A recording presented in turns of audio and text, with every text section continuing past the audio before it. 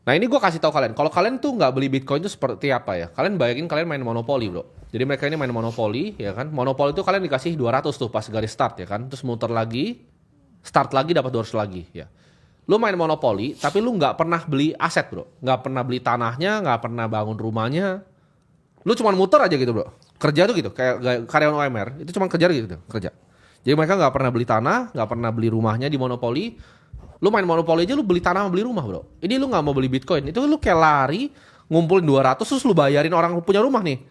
Lu bayarin tanahnya orang muter-muter lagi 200 lagi. Iya. Muter-muter lagi 200 lagi.